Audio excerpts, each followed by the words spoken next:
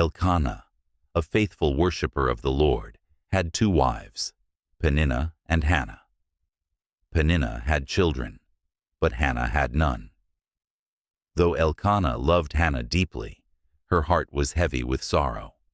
Each year they traveled to Shiloh to worship the Lord.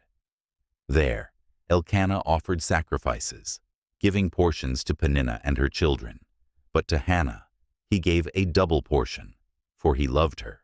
But the Lord had closed her womb.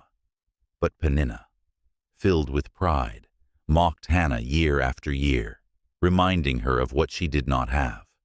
Her words cut deep, and Hannah would weep, and she did not eat. Elkanah tried to comfort her, saying, "Hannah, why do you weep? Why do you not eat? Am I not better to you than 10 sons?"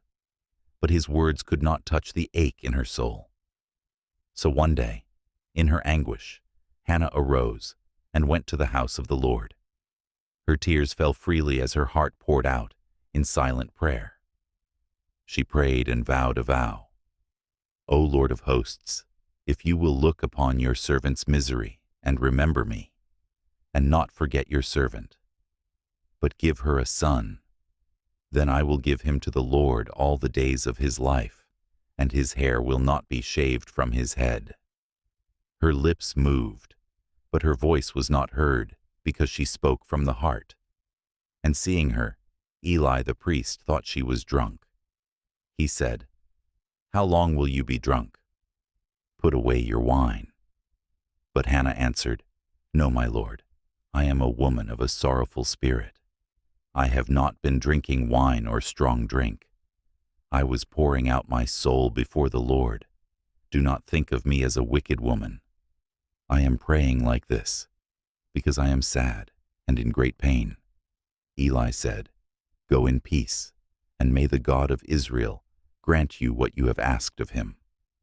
Hannah left with peace in her heart. The pain had not vanished, but something inside her had changed.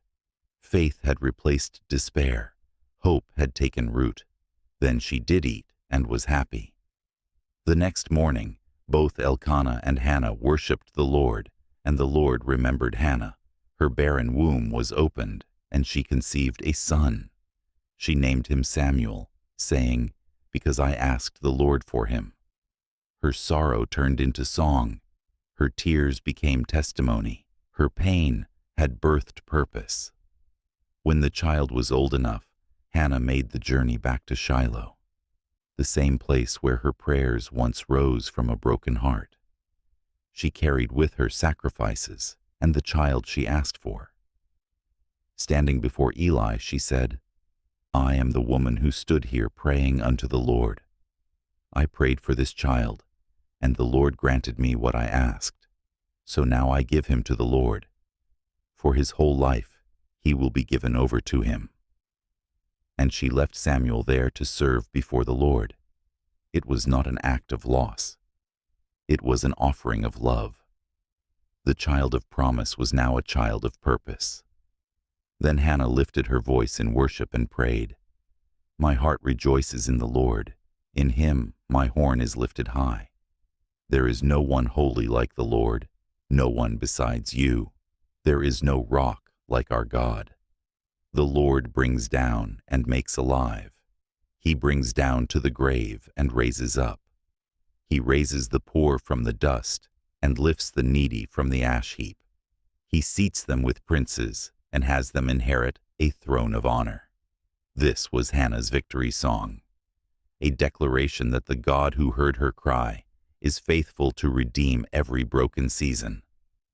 Hannah's story reminds us that God sees every tear, even the ones we try to hide. Her womb was closed, but her heart was open. Her prayer was birthed from pain, but answered with purpose. The same God who remembered Hannah remembers you. He turns weeping into worship and sorrow into song. When life feels barren, remember Hannah, for God listens to the prayers spoken through every tear.